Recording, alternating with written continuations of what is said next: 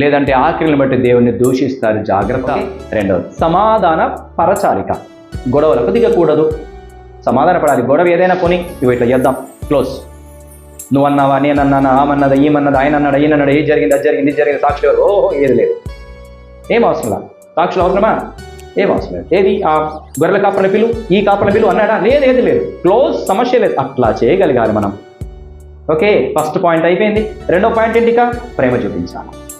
మనకి నష్టం జరిగినా పర్లేదు, నీకేమన్నా నీ కొన్ని మీకే కానీ, మీకే ఫస్ట్ చాయిస్, మీరే బాగుండని, మీకే జరగని అనేటటువంటి మనస్సు కలగాలి.